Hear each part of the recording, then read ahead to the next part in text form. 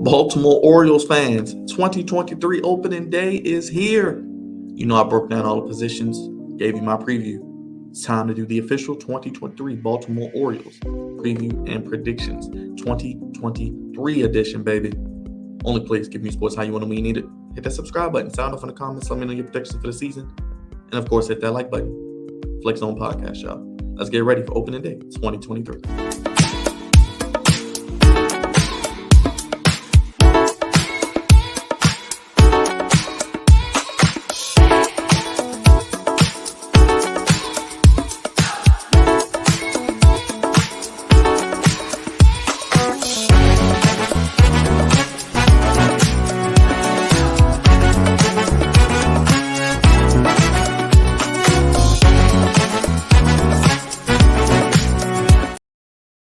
What's up, Flex Zone family, Baltimore Orioles fans? Welcome back here on the Flex Zone YouTube channel.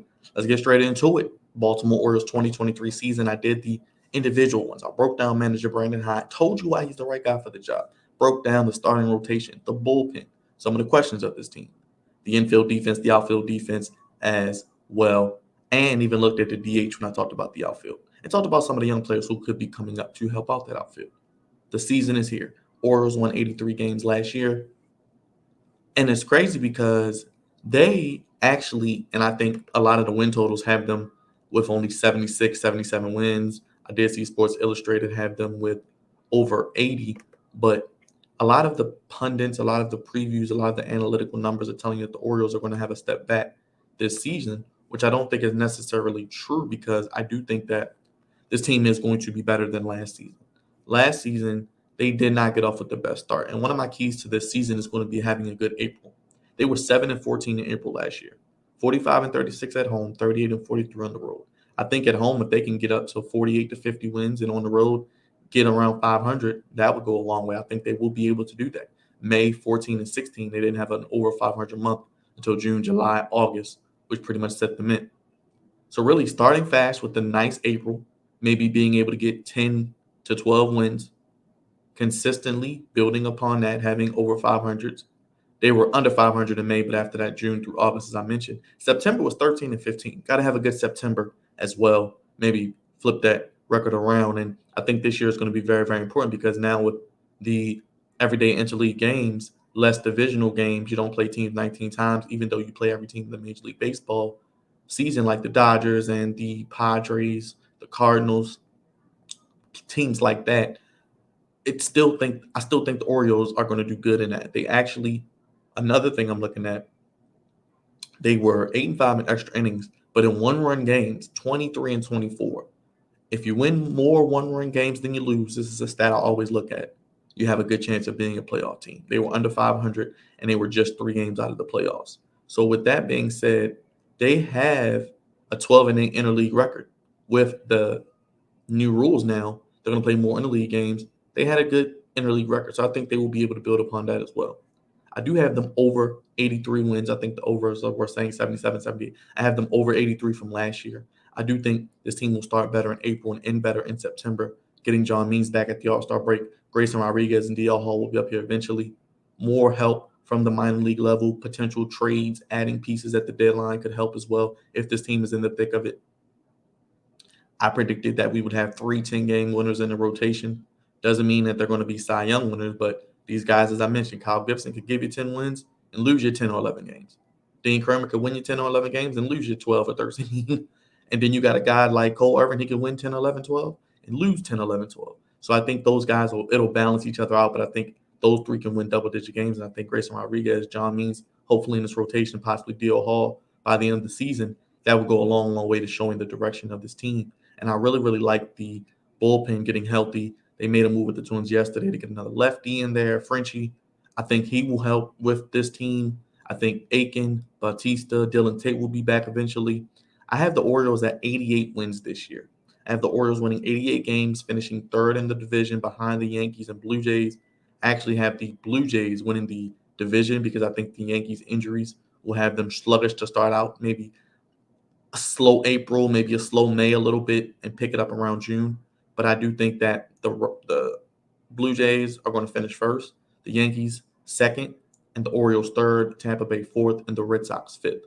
Now, if you look at the Orioles, I would like to see at the All-Star break in July that they're no more than 5 to 8 games out of first place, that they're less than 10 games out of first place heading into the All-Star break, because that would show me that they're competitive, they're around 500 most likely, and they have a chance to really, really make a run, not only at the wild card, but at the division. The wild card last year had 86 wins. I think you're going to need at least 86 to 88 to get into contention, and I think the Orioles will be in contention for that final playoff spot. Remember, playoff seeding has expanded. 3 wild cards now.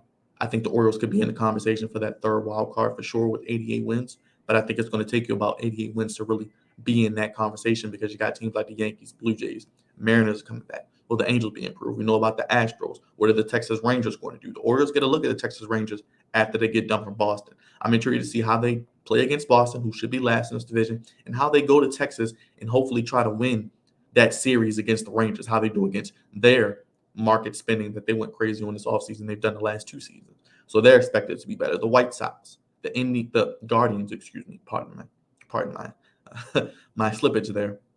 Twins, Rays are always pretty consistent. And who knows, the Red Sox don't mind spending money, so they could trade a boatload of people and set themselves up for the future. Who knows? But I'm going to go with the Orioles to finish third, in contention for that third wild card spot. Team MVP Adley Rutschman. I know it's low hanging fruit, but I think he'll be an all-star this year. I think he'll be able to hit around 20 home runs. I have guys like Mullins, Mountcastle, and Hayes having bounced back better seasons. I have Henderson in the conversation for winning AL Rookie of the Year. I'm going to actually pick him to win it. As I said, Rutschman, my team MVP. I think Rodriguez and Hall will be in the rotation by the end of the year with John Means, Cole Irvin, Kyle Bradish, Kyle Gibson. We'll see how Kyle Bradish and Tyler Wells do to hold up this rotation early on. But like I said, if the Orioles can have a solid April, maybe winning 10 games or more, and a solid September where they're over 500, I think this team could be in the right position around the All-Star break. They're less than 10 games out of first place to really be in contention, not only for a wild card, but be in a division race. But I think with what the Yankees have when they eventually get healthy, and what the Blue Jays have, or with the better than what the Orioles have. But I think the Orioles have I just think the Orioles are better right now than the Rays, and the Rays pitching could prove that they are better than the Orioles. And we could see a situation where the Red Sox are better than people are giving them credit for if they're able to hit the ball. And what does Chris Sale have left? I don't know. But I think this team has the ability to win 88 games. I think they will improve in those areas.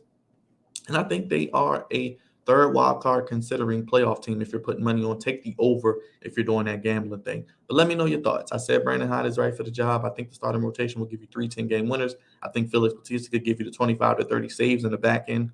I do think that we could have 3 to 4 guys with 25 or more home runs.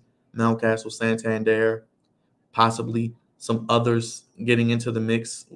I think they could have 3 to 4 guys with 25 or more home runs. We'll see what happens, but it could be a nice year. I think the steals will be up for the Orioles with guys like Cedric Mullins, Austin Hayes, with the new bases, improved pitch clock, pace of play. I think this will be one of the better generating runs team without having to hit the long ball where they may lack in home runs, like the Yankees, Blue Jays, and some other teams are very, very good at. They may be able to manufacture ones with the speed and the team ability to hit and run and steal bases, which will be very, very important.